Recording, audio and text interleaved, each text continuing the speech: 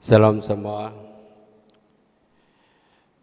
Sebelum kita masuk di dalam ibadah online kita, terlebih dahulu kita datang kepada Tuhan dengan hati kita yang penuh kerendahan, memohon pimpinan Tuhan dalam semua peralatan yang digunakan dalam ibadah online sekali lagi. Kita yakin percaya bahwa Allah itu sangat baik. Allah itu sangat memberi kita ruang yang begitu luas sekali bagaimana kita harus mematuhi SOP dalam usaha memutuskan rantaian penularan virus corona. Untuk itu sekali lagi jemaat dibawa untuk duduk di rumah dan semua rumah-rumah ibadat kita telah ditutup. Dan untuk inilah semua umat-umat Tuhan bersama dengan keluarga sekali lagi menjadi pemimpin dalam keluarga untuk membawa semua keluarga itu bersama-sama mengikuti ibadah online. Untuk itu mari saya akan pimpin kita di dalam doa pembukaan. Kita berdoa.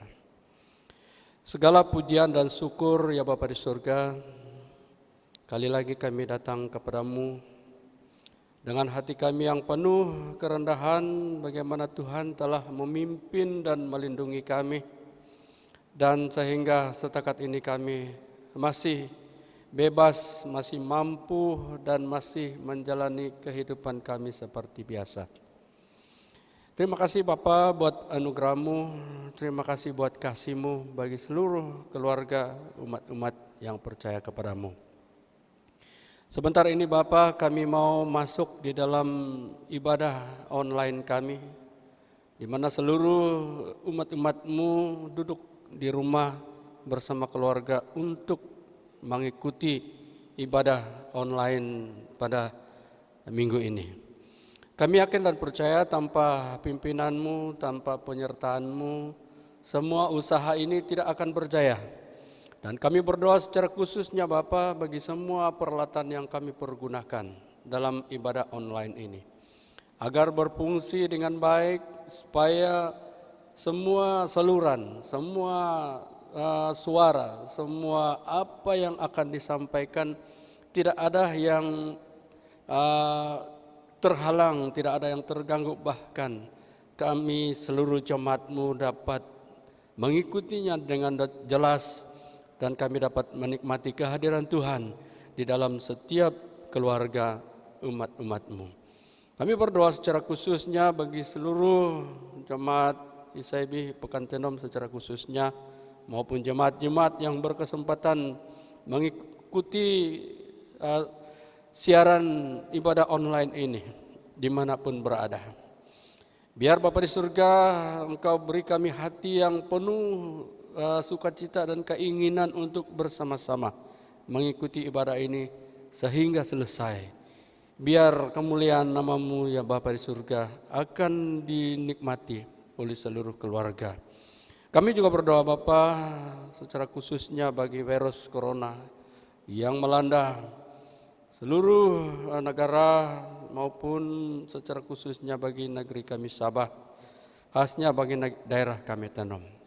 Kami berdoa ya Bapa supaya virus ini dapat ditangani. Kami berdoa juga kepada seluruh rakyat agar dapat mematuhi setiap SOP PKP yang telah diarahkan oleh kerajaan maupun Kementerian Kesehatan Malaysia. Untuk itu Bapa berkatilah seluruh jemaat-Mu supaya ada kesabaran, supaya ada hati yang benar-benar mengikuti SOP supaya penularan rangkaian virus ini dapat diputuskan. Terima kasih Bapa di surga. Kami juga berdoa secara khususnya bagi keadaan politik di dalam negara kami Malaysia. Berkati semua pemimpin-pemimpin dan beri mereka hikmat bagaimana menangani penularan virus corona ini di seluruh negara kami Malaysia. Supaya rakyat dapat meneruskan kehidupan dengan bebas, supaya rakyat dapat menikmati kehidupan yang baru sesuai daripada norma-norma yang telah ditetapkan oleh kerajaan. Kami yakin dan percaya Engkau Allah Tuhan yang kami sembah, sentiasa memampukan kami bagaimana kami mengikuti peraturan-peraturan yang telah ditetapkan oleh kerajaan, sebagaimana kami mematuhi sebagaimana kehendak Tuhan di dalam setiap umat-umat yang percaya kepadamu. Terima kasih ya Bapa di surga, kami sekali lagi memohon pimpinan-Mu di dalam kelangsungan ibadah online ini dari awal hingga selesai, supaya kami dapat menikmati setiap inci perjalanan ibadah ini sehingga selesai, dan biar nama-Mu terus dimuliakan. Terima kasih ya Bapa di surga, terima kasih Yesus.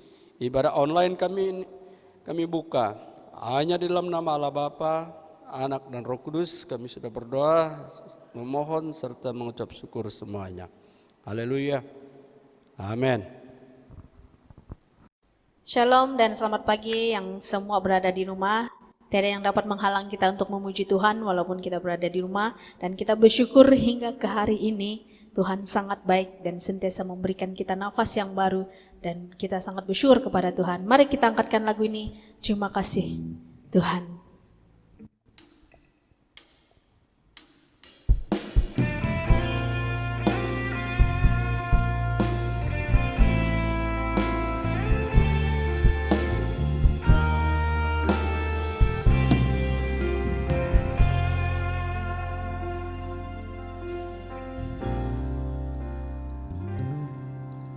Terima kasih Tuhan untuk kasih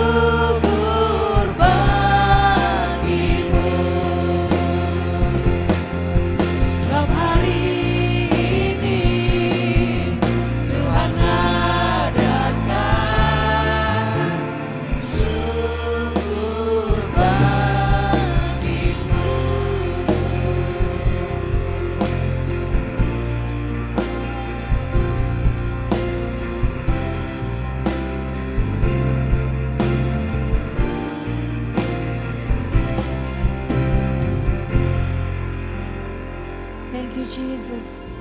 Thank you, Jesus. Thank you, Jesus. Haleluya. Haleluya. Haleluya.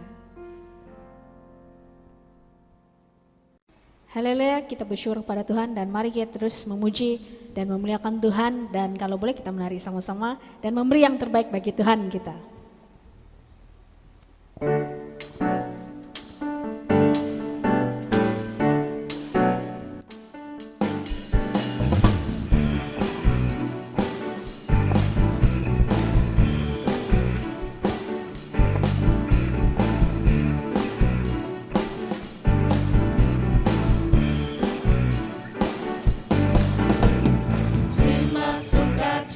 Surga, itulah kekuatan bagi jiwa.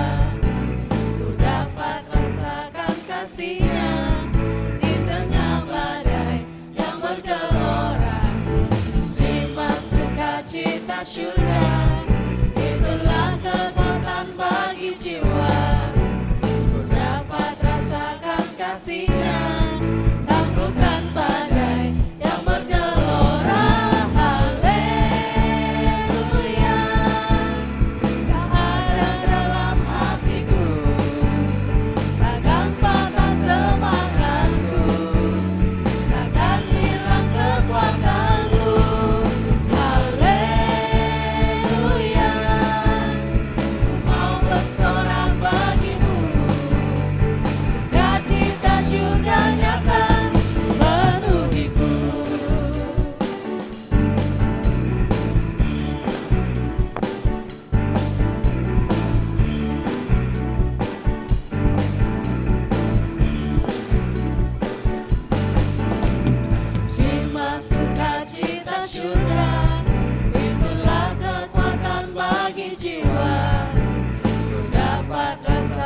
Kasih-Nya di tengah badai yang bergelora. Terima sukacita surga, itulah kekuatan bagi jiwa. Ku dapat rasakan kasih-Nya, taklukkan badai yang bergelora. Haleluya, Kau ada dalam hatiku, takkan pernah semangatku, takkan hilang kekuatanku. Haleluya, ku mau bersorak bagimu, sukacita surga nyata penuhiku. Haleluya, haleluya, Kau ada dalam hatiku, takkan patah semangatku, takkan hilang kekuatanku. Haleluya, ku mau bersorak bagimu, sukacita surga nyata penuhiku. Sukacita surga nyata penuhiku. Sukacita surga nyata penuhiku.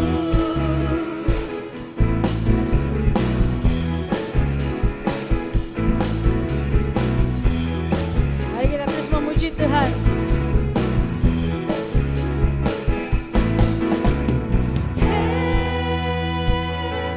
Mama Raya,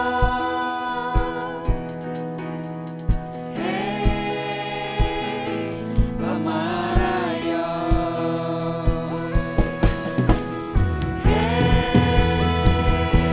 Mama Raya,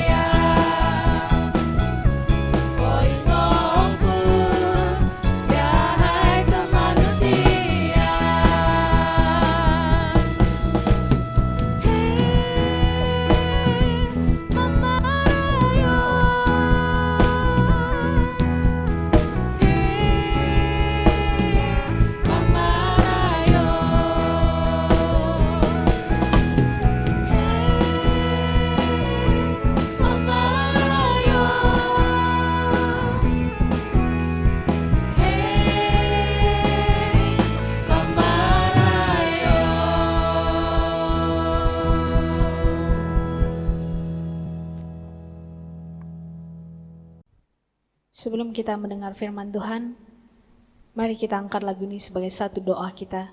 Syukur kita kepada Tuhan, karena Tuhan Yesus sangat baik. Haleluya. Thank you Jesus. Thank you Jesus.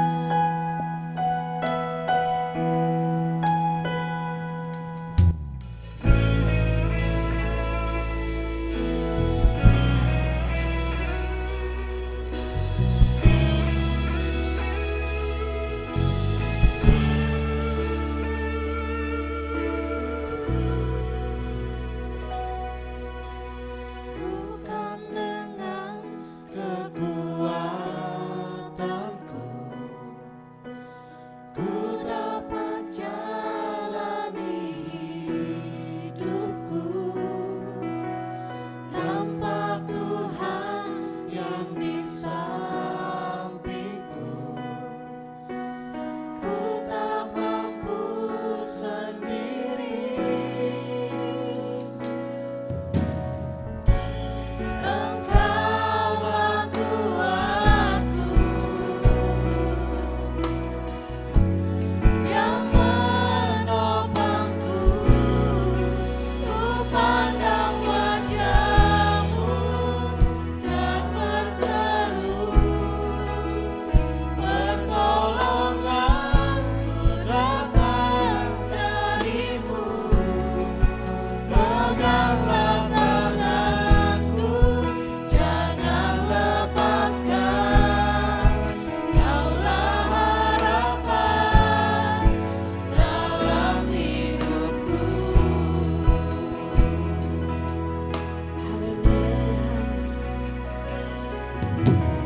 Bukan dengan kekuatanku,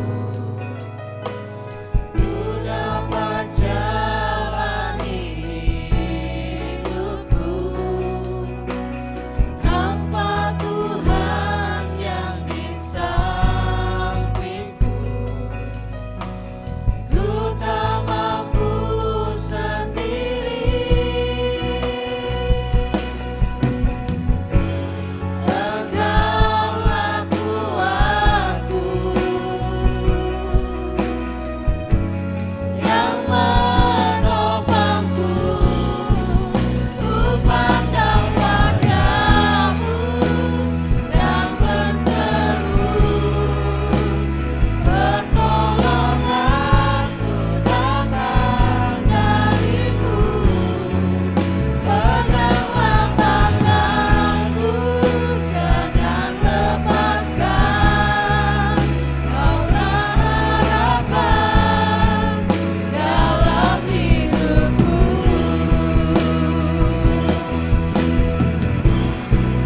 Ku pandang wajah-Mu dan berseru, pertolonganku datang dari-Mu. Peganglah tanganku, jangan lepaskan. Kaulah harapan dalam hidupku.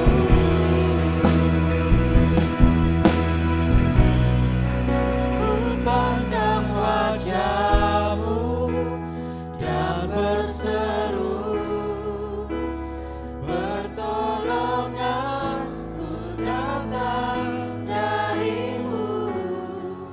Peganglah tanganku, jangan lepaskan. Kaulah harapan dalam hidupku.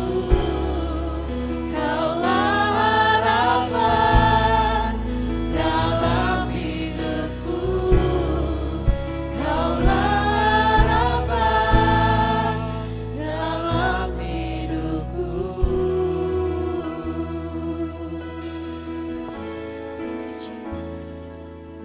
Thank you Jesus. Thank you Jesus. Haleluya. Haleluya.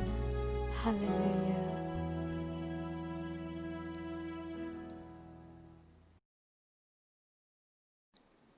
Shalom dan selamat pagi kepada seluruh jemaat Tuhan yang sedang berada di rumah pada saat ini. Kita bersyukur kepada Tuhan atas kebaikan dan kemurahan Tuhan yang telah memungkinkan kita sekalipun hanya melalui live streaming, tapi kita masih boleh beribadah serta mendengarkan firman Tuhan. Sebelum mendengar firman Tuhan, saya mengajak seluruh jemaat Tuhan untuk berdoa terlebih dahulu, mempersiapkan hati kita untuk mendengar firman Tuhan. Mari kita berdoa. Bapa di surga, kami bersyukur kepadamu sebab Engkau sudah mengizinkan kami hidup pada hari ini di dalam kekuatan, kesehatan dan sukacita yang Engkau berikan kepada kami. Kami tetap bersyukur sekalipun hanya melalui live streaming kami mau mendengar firman Tuhan, namun biarlah kiranya itu tidak menjadi penghalang bagi kami untuk belajar kebenaran firman Tuhan. Kami mempersiapkan hati kami dengan membuka hati kami untuk menerima kebenaran firman-Mu. Biarlah kebenaran firman-Mu menjadi kekuatan bagi iman percaya kami kepada Tuhan. Terpujilah nama-Mu, kami istiakan pemberitaan firman Tuhan hanya jadi dalam kehendak Tuhan saja. Dalam nama Yesus Kristus Tuhan kami berdoa. Amin. Baik, saya mengajak seluruh jemaat Tuhan untuk membuka di dalam kitab Ibrani pasal yang ke-10 ayat yang ke-25. Ibrani pasal yang ke-10 ayat yang ke-25. Saya membacakannya demikian. Janganlah kita menjauhkan diri dari pertemuan-pertemuan ibadah kita seperti dibiasakan oleh beberapa orang, tetapi marilah kita saling menasihati dan semakin giat melakukannya menjelang hari Tuhan yang semakin mendekat. Sebelum kita belajar mengenai dengan intipati kebenaran firman Tuhan ini, saya ingin mengajak kita untuk mengetahui akan latar belakang surat ini. Surat Ibrani dikirimkan kepada saudara-saudara di Italia. Itu boleh kita baca dalam Ibrani pasal 13 ayat yang ke-24. Kita tidak mengetahui siapa mereka ini sebenarnya, melainkan hanya disebut atau diberitahukan kepada kita, surat ini dikirimkan kepada saudara-saudara di Italia. Demikian pun penulisnya juga tidak dicatatkan dalam kitab ini. Jadi ada beberapa orang yang disebutkan dianggap sebagai penulis kitab ini, antara lainnya yaitu Petrus, yaitu Rasul Petrus, dan juga ada pemimpin atau penatua yang ada di timur tengah pada waktu itu, dan selain itu adalah Rasul Paulus sendiri. Orang-orang yang ditujukan surat ini yaitu di mana mereka sedang menanggung masalah yang berat, di mana mereka dihina di hadapan umum, harta benda mereka dirampas, mereka sedang diburu oleh ketakutan karena diburu oleh pemerintah Romawi. Nah, inilah yang melatar belakangi kenapa antara lain dalam pembacaan kita itu adalah seperti itu dilaporkan kepada kita, di mana oleh karena mereka sedang berhadapan dengan satu situasi yang tidak begitu baik pada ketika itu, maka jemaat tidak lagi datang beribadah karena ternyata bahwa mereka punya pengharapan, mereka punya pemikiran bahwa Yesus Kristus akan datang. Tapi ternyata sampai saat itu Kristus belum datang juga. Nah, justru penulis surat ini menyeru supaya jemaat tetap bertekun dalam iman mereka.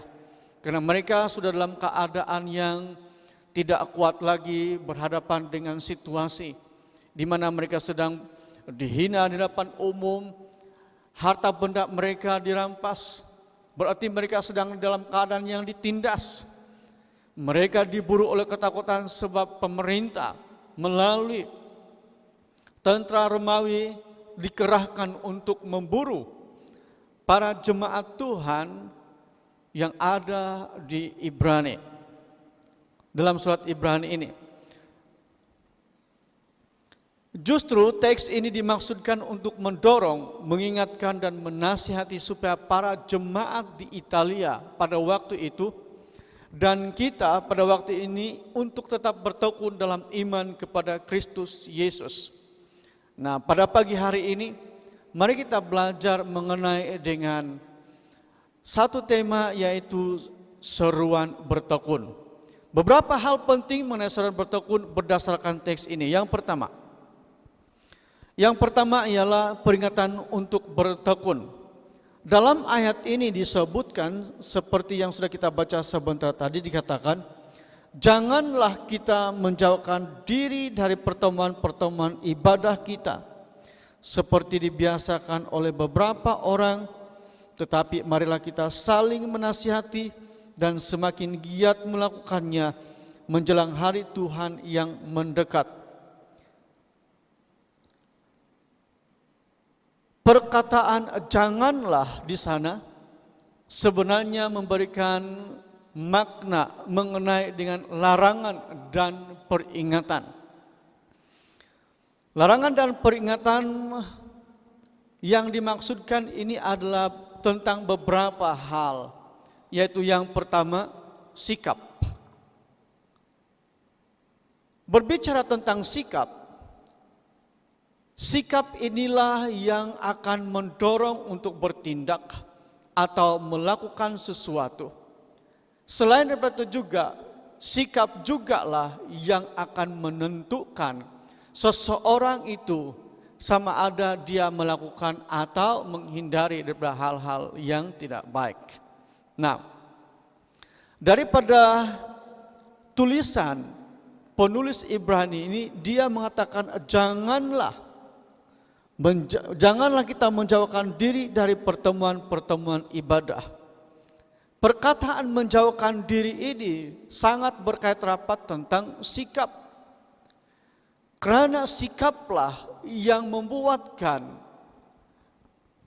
mereka pada waktu ini menjauhkan diri dari pertemuan-pertemuan ibadah, sekalipun itu sudah menjadi satu cara hidup mereka seperti mana yang ada di dalam Kisah Para Rasul, menjadi satu kebiasaan, menjadi cara hidup jemaat pertama, sehinggalah pada penulisan surat Ibrani ini, mereka sebelum mengalami ketakutan, sebelum mereka diperlakukan secara tidak adil, mereka ditindas, mereka biasa melakukan pertemuan-pertemuan ibadah. Tetapi pada saat mereka mengalami kesulitan hidup, maka inilah yang ada pada jemaat yang ada di Italia, di mana mereka menjauhkan diri dari pertemuan-pertemuan ibadah. Karena mereka biasa beribadah di sinagog, tetapi dalam keadaan yang seperti itu, malah mereka menjauhkan diri dari pertemuan tersebut. Nah, inilah yang dimaksudkan oleh penulis Ibrani ini, supaya mereka jangan bersikap sedemikian sekalipun mereka sedang berhadapan dengan situasi yang tidak menyenangkan hati mereka. Mereka sedang berjalan dalam keadaan yang tidak menyenangkan hati mereka. Mereka tidak harus menjauhkan diri dari pertemuan-pertemuan ibadah. Sehubungan dengan itu, hal ini pun memperingatkan kepada kita atau diperingatkan kepada kita dalam konteks kita pada saat ini, di mana sekalipun tidak ada yang memburu dari pihak pemerintah atau kerajaan, kita tidak diburu oleh tentara, tetapi tentu seperti mana para jemaat yang ada di Italia sedang mengalami satu ketakutan, sehingga mereka bersikap untuk menjauhkan diri dari pertemuan ibadah. Seperti itu jugalah keadaan kebanyakan orang, bahkan semua orang pada waktu ini, seperti mana yang kita tahu, dunia dilanda dengan pandemik. Sudah 1 tahun lebih berada dalam keadaan yang seperti ini. Orang berada dalam ketakutan, takut dijangkiti dengan COVID atau wabak ini. Sehingga ini pun sebenarnya memberikan satu gambaran bahwa terkadang dalam ketakutan yang dihadapi oleh semua orang, tidak terkecuali termasuklah anak-anak Tuhan juga dalam keadaan ketakutan. Takut dijangkiti dengan wabak ini.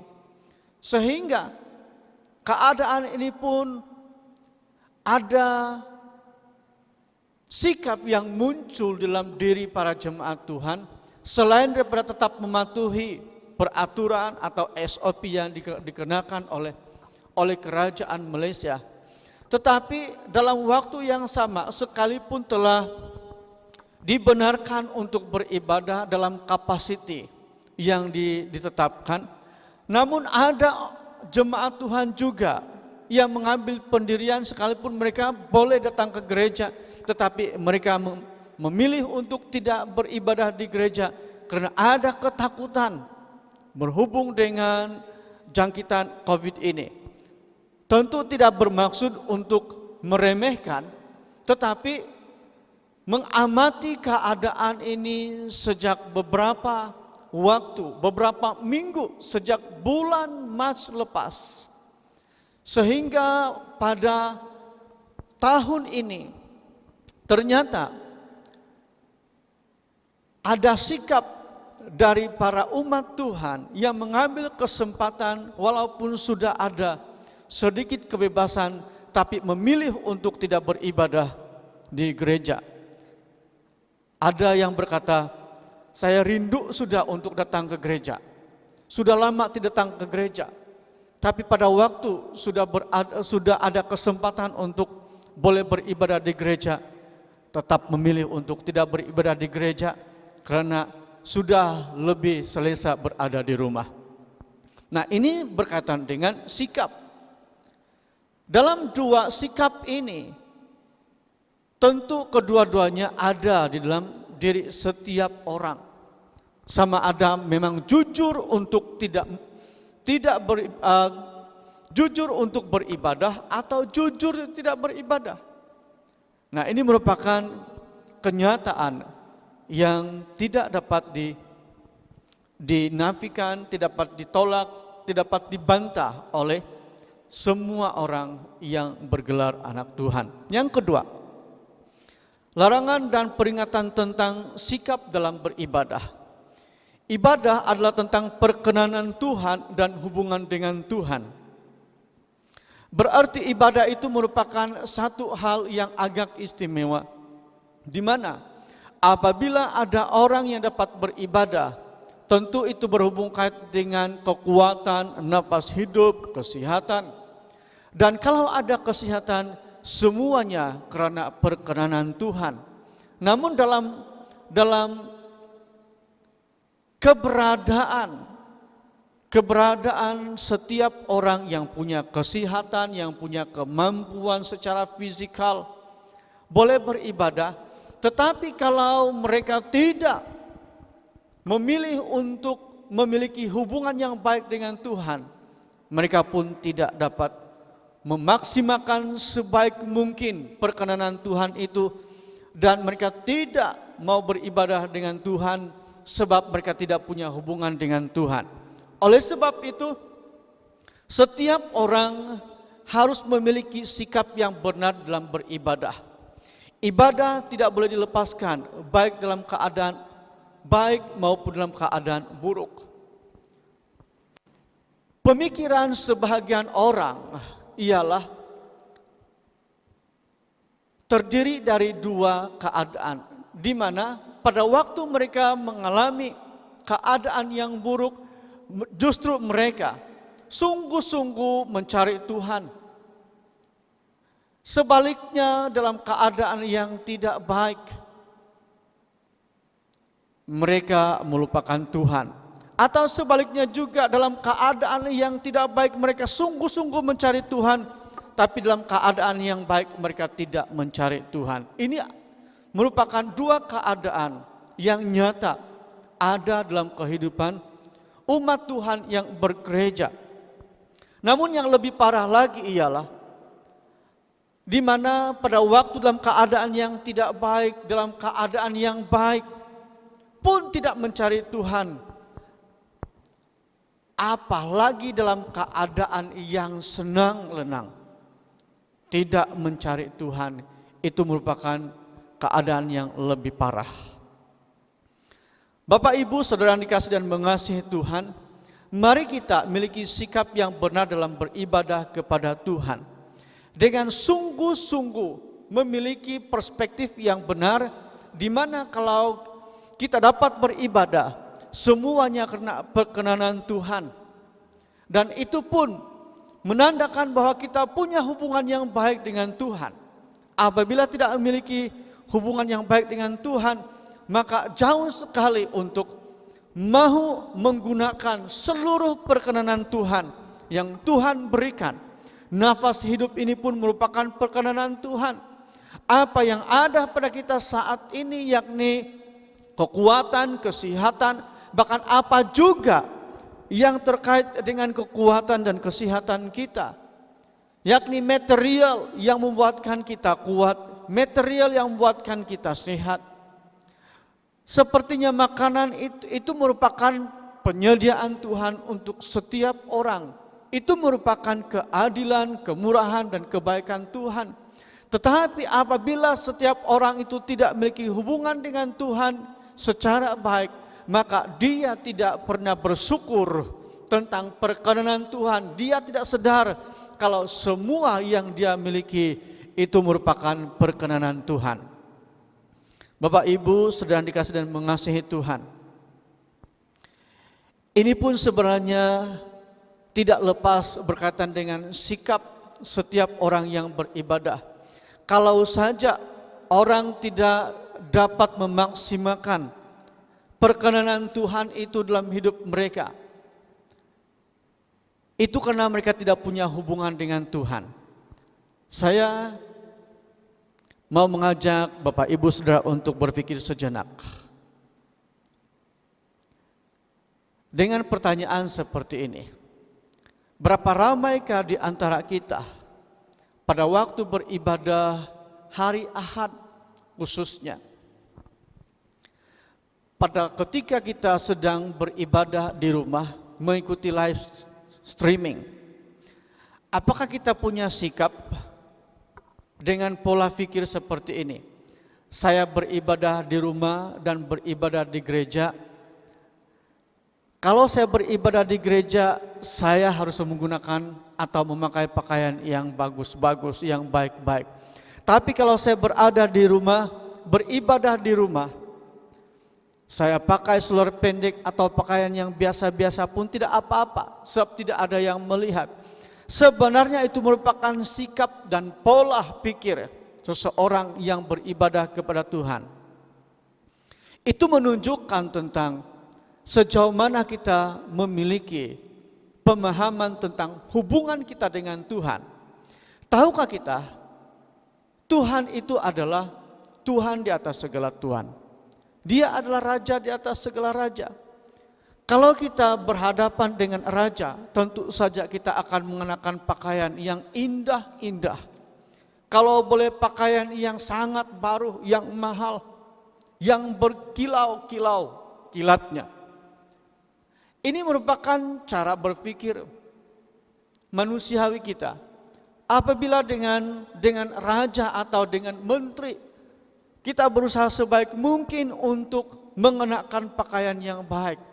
Tetapi pada waktu kita bertemu dengan Raja di atas segala raja, ada yang berpikir Tuhan melihat hati, bukan Tuhan. Tuhan bukan melihat pakaian. Sebenarnya justru cara berpikir itulah yang menggambarkan tentang sikap hati kita. Kalau Tuhan itu adalah Tuhan di atas segala Tuhan, Raja di atas segala Raja, di mana saja dan bila saja kita berada untuk menghadap Dia, maka sikap kita adalah harus menampilkan diri kita seperti mana yang pernah kita tampilkan di antara kita sesama manusia. Kita tidak boleh menampilkan diri kita dengan begitu sahaja tanpa menampilkan yang terbaik. Itu merupakan suatu kekeliruan kepada setiap orang apabila berpikir bahwa tidak ada yang melihat.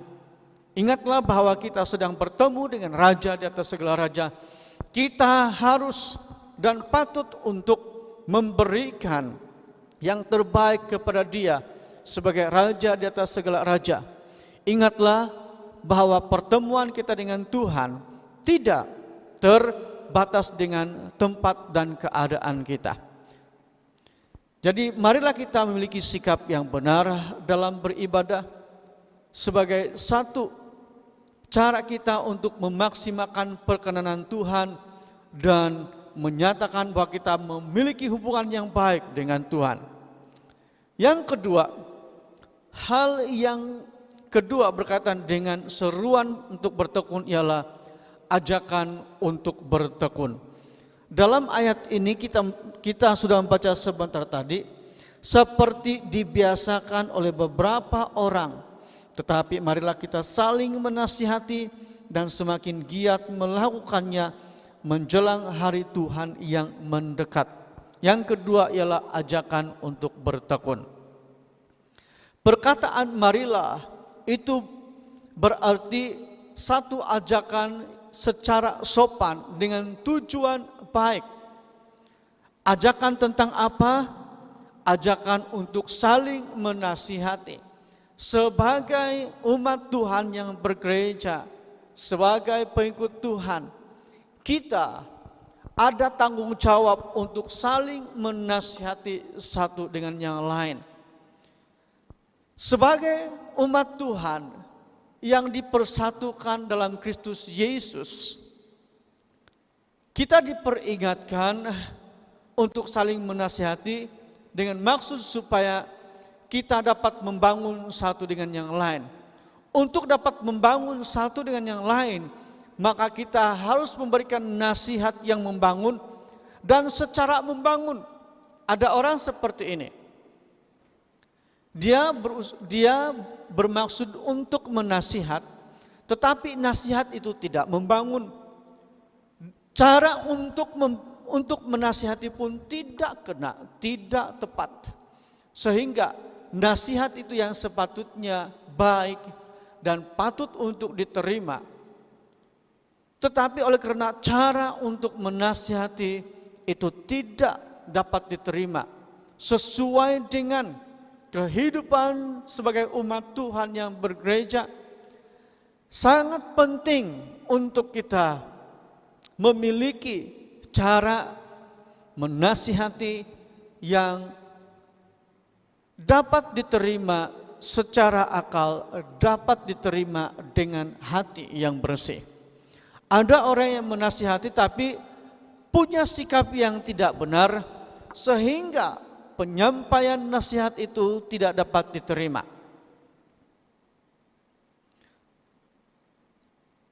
Saya teringat tentang satu waktu anak kami diberikan nasihat tapi dengan cara yang tidak baik. Dia tidak sahaja tidak menerima, tapi dia juga memberikan kata-kata balas berhubung dengan cara menyampaikan kata-kata yang tidak membangun dia. Dia katakan, kalau mau bagi nasihat baik-baik, bukan main-main. Nah, itu merupakan kata-kata anak kami yang masih berumur 12 tahun. Apalagi dengan karakternya yang memang agresif, sesuai dengan karakternya yang agresif itu, maka begitulah dia berkata-kata. Nah, sebagai umat Tuhan kita perlu memiliki pendekatan yang baik dengan maksud untuk membangun, dan kalau dengan maksud membangun maka cara untuk menasihati itu pun perlu diberikan penekanan sampai kita dapat menjadi tubuh Kristus Yesus yang dapat membangun. Kita tidak boleh abaikan, tidak boleh lepaskan, tidak boleh hindarkan daripada saling menasihati. Tapi marilah kita dengan cara yang baik untuk menasihati, supaya nasihat itu dapat membangun iman percaya di dalam Kristus Yesus. Selain daripada ajakan untuk saling menasihati, juga ajakan untuk semakin giat. Penulis Ibrani ini mengatakan,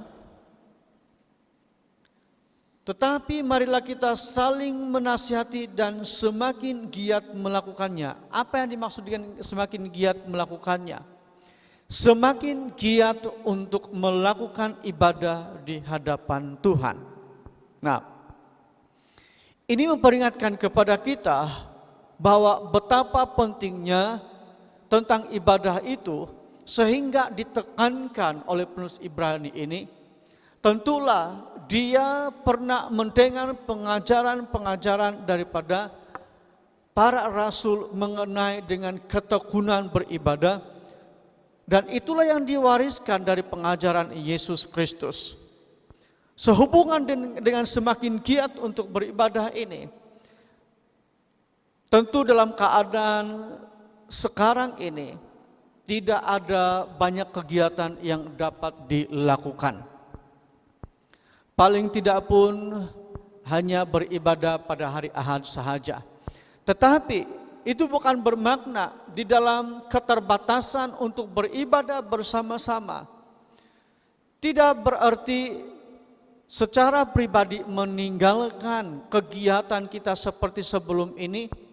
Kita tidak seharusnya meninggalkan persekutuan doa kita dengan Tuhan secara pribadi, sekalipun sebelum ini bersekutu dalam persekutuan doa secara bersama-sama. Namun oleh keadaan yang tidak mengizinkan, itu pun tidak menghalang untuk tetap giat melakukan persekutuan secara pribadi bersama dengan Tuhan. Mungkin dalam beberapa waktu sudah ada begitu banyak kegiatan yang telah dirancang, yang sudah dilakukan dan dirancang kembali, tetapi tepat dilaksanakan.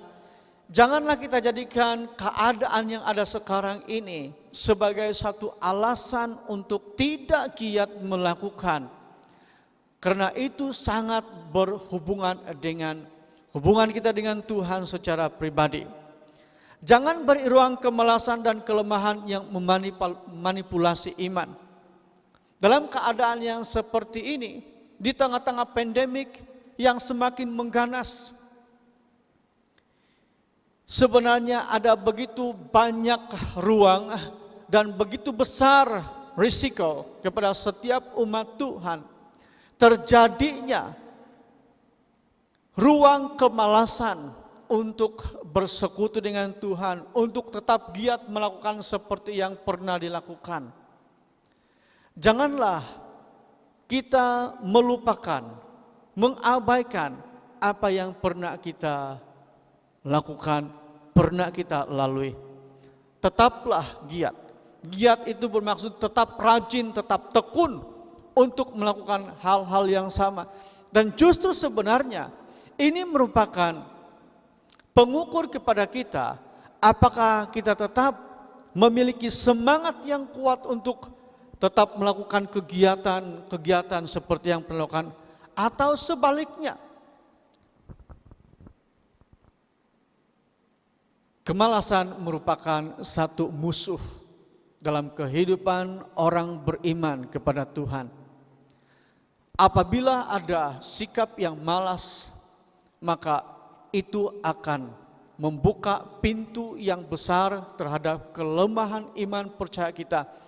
Karena iblis akan memperalatkan, memanipulasi orang percaya, memperalatkan kemalasan itu di dalam kehidupan orang percaya. Sebab sesungguhnya iblis berusaha dengan apa cara sekalipun untuk membuatkan orang-orang percaya semakin lama semakin lemah, semakin lama semakin tidak ada semangat untuk beribadah kepada Tuhan, bersekutu dengan Tuhan, berdoa kepada Dia, dan membaca akan firman Tuhan. Sesungguhnya kita perlu pertahankan apa yang pernah kita lakukan, pernah kita lalui, sebab inilah yang akan menjadi kepada setiap orang yang apabila memiliki kemalasan, maka hal yang ketiga ini, yaitu tentang penghakiman Tuhan. Tuhan akan menjadikan segala sesuatu yang tidak dilakukan oleh umatnya sebagai pertimbangan Tuhan untuk menghakimi.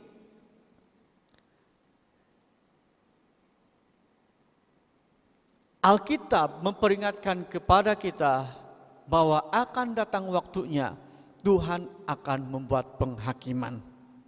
Penghakiman Tuhan adalah tentang pemisahan berdasarkan pertimbangan Tuhan. Saya mau membacakan itu dalam ayat yang dalam Matius pasal yang ke-13. Matius pasal yang ke-13 ayat yang ke-47 dan ayat ke-49. Demikian pula hal kerajaan surga itu seumpama pukat yang dilabuhkan di laut, lalu mengumpulkan berbagai-bagai jenis ikan. Setelah penuh, pukat itu pun diseret orang ke pantai, lalu duduklah mereka dan mengumpulkan ikan yang baik ke dalam pasu, dan ikan yang tidak baik mereka buang. Dalam ayat ini membicarakan tentang perumpamaan yang digunakan oleh Yesus tentang pukat.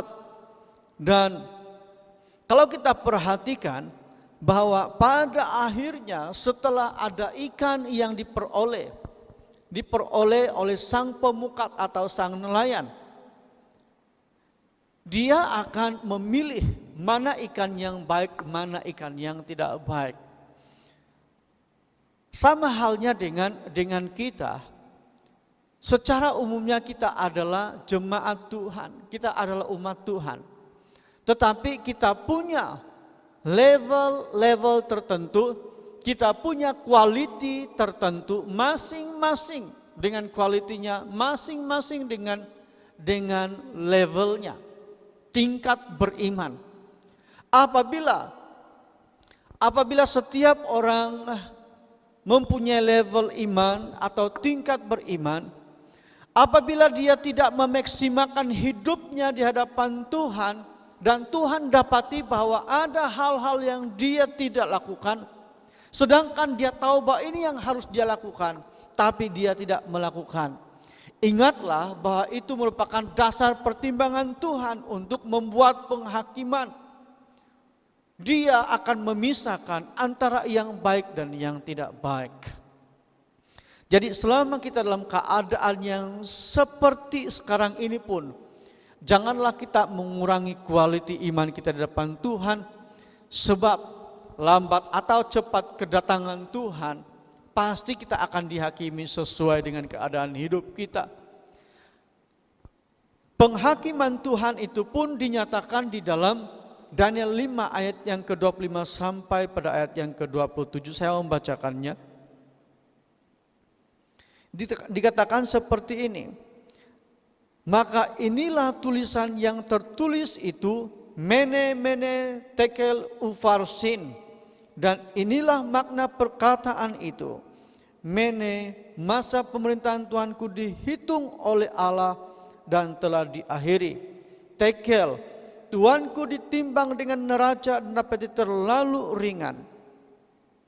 Nah, ayat ini sebenarnya dilatar belakangi dengan cerita tentang Raja Belsazar yang mengadakan perjamuan yang besar untuk para pembesarnya dan 1.000 orang jumlahnya, dan di hadapan 1.000 orang itu pun ia mengadakan satu pesta yang besar-besar, di mana kebiasaan orang pada waktu itu antara lain yang menjadi ukuran besar tidaknya pesta itu ialah adanya anggur yang dihidangkan kepada semua yang datang di dalam pesta tersebut.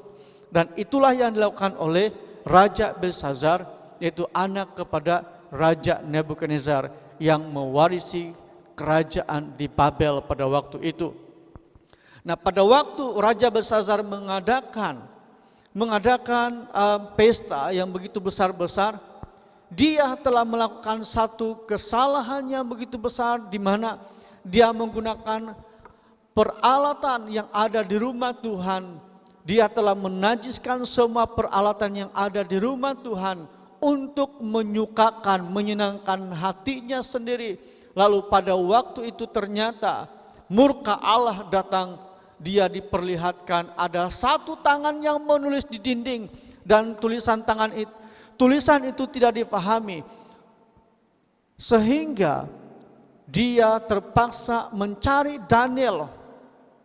Setelah dia mencari-cari orang-orang yang bijaksana di seluruh Babel pada waktu itu, dia tidak dapat menemukan satu orang pun yang mampu untuk menerjemahkan, kecuali ada seorang pribadi yang bernama Daniel, yang pernah berhikmat, yang pernah bertugas di bawah pemerintahan ayandanya Raja Nebukadnezar. Dia dipanggil kemudian, setelah dipanggil dan dia menawarkan hadiah kepada Daniel. Daniel menolak semuanya itu. Dia katakan, simpan dulu tuanku. Lalu apa yang terjadi? Daniel telah menerjemahkan semuanya itu, dan terjemahan daripada tulisan tangan yang dilihat oleh Raja Belsazar, yaitu dia akan dibunuh oleh Allah, oleh sebab ketinggiannya, oleh ketinggian hatinya. Dia telah memperlihatkan kesombongannya secara berlebihan. Nah, akhirnya dia ternyata sangat ringan. Dia telah ditimbang menurut pertimbangan neraca Allah sendiri. Bapak, Ibu, saudara yang dikasihi dan mengasihi Tuhan, kita diajak untuk bertekun dalam iman, supaya pada waktu penghakiman Tuhan nanti kita ternyata dapati memiliki kualitas beriman. Kita tidak dapati dalam keadaan yang ringan. Iman itu merupakan satu elemen, suatu kualitas yang ditimbang oleh Tuhan, sehingga itulah yang akan jadikan sebagai satu asas bagi Tuhan untuk mengatakan ya dan tidak, untuk mengatakan selamat atau dihukum. Sebab itu jangan pernah mengurangi akan ketekunan kita di dalam Tuhan, dalam beriman. Apapun yang kita lakukan, lakukanlah itu sepenuhnya, di dalam kekuatan, di dalam sukacita, di dalam penuh penyerahan kepada Tuhan, supaya kalaupun kita mengalami penat lelah, ingatlah firman Tuhan berkata bahwa semuanya itu tidak sia-sia. Dia telah menyediakan yang terbaik untuk kita semua. Di akhir daripada pemberitaan firman Tuhan ini, kita diperingatkan dari dua hal penting mengenai dengan seruan bertekun. Akhirnya, marilah kita bertekun untuk beribadah kepada Tuhan dalam sikap yang benar. Bertekunlah bermaksud dengan sungguh-sungguh, bukan dengan hanya ala kadar saja. Bertekunlah untuk beribadah kepada Tuhan dalam sikap yang benar. Kita menghindari sikap yang tidak benar di hadapan Tuhan dalam kita beribadah. Bertekunlah dalam iman yang tertuju kepada Yesus Kristus walau apapun dan bagaimanapun pengalaman perjalanan hidup. Ketekunan kita dalam beriman kepada Tuhan jangan berkurang, jangan hilang disebabkan pengalaman yang pahit, pengalaman yang berat, yang menyakitkan kita. Melainkan pahit, manis yang kita lalui, kita bertekun dalam iman dan iman kita tertuju kepada Tuhan. Bertekunlah dalam beriman, karena ketekunan merupakan antara lain menjadi faktor pertimbangan Tuhan dalam membuat penghakiman.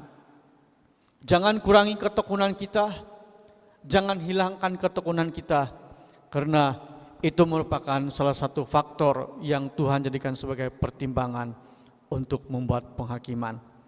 Kiranya dengan firman Tuhan yang kita dengar pada pagi hari ini, itu tetap mengingatkan kepada kita supaya kita tetap tekun di dalam Tuhan. Kiranya firman Tuhan yang kita pelajari bersama-sama pada pagi hari ini, itu membuatkan kita tetap menguatkan hati kita kepada Tuhan, walau apapun keadaan yang kita lalui. Sebab yang kita lalui adalah kita lalui bersama dengan Tuhan, bukan dengan kekuatan dan kemampuan kita secara manusiawi. Mari kita berdoa.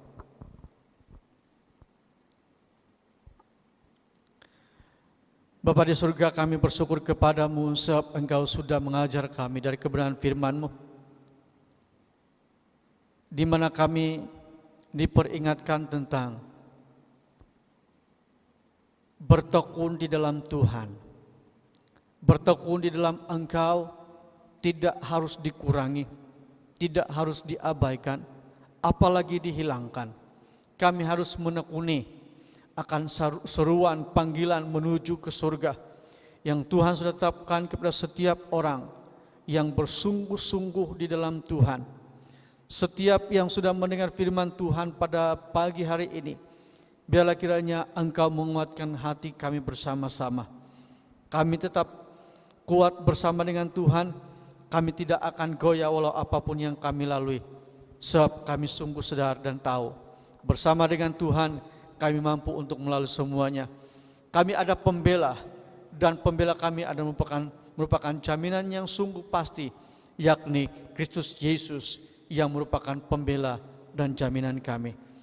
Meteraikanlah firman-Mu yang kami sudah dengar sebentar tadi, sekalipun dalam keadaan yang dalam waktu yang singkat dan dalam keadaan yang tidak seperti kami lalui pada hari-hari yang lalu. Tapi kami tetap memiliki satu semangat yang kuat untuk mengimani dan mempraktikkan kebenaran firman Tuhan. Terpujilah nama-Mu, kiranya Engkau memberkati seluruh jemaat Tuhan pada pagi hari ini dimanapun mereka berada. Kiranya apapun kegiatan selepas ini nanti, Tuhan tetap menuntun, memelihara, melindungi daripada apapun yang jahat. Engkau memberkati kesehatan, Engkau memberkati keluarga kami masing-masing.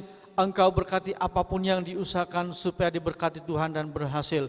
Engkau yang menuntun keluar masuk umat-Mu supaya jauhlah kiranya dari apapun yang membahayakan, termasuklah wabak penyakit yang sedang menular pada ketika ini, supaya semuanya dalam keadaan yang sehat dan baik adanya.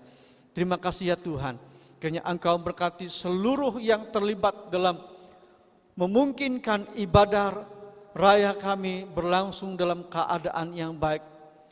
Engkaulah yang berkati yang terlibat secara langsung maupun tidak langsung. Diberkatilah mereka dimanapun mereka berada. Diberkatilah mereka dalam seluruh hidup mereka. Dalam apapun aspek kegiatan hidup mereka, diberkati Tuhan dan berhasil. Inilah yang persembahkan kepadamu ya Tuhan. Dalam nama Kristus Yesus Tuhan kami berdoa dan bersyukur. Amin. Tuhan memberkati.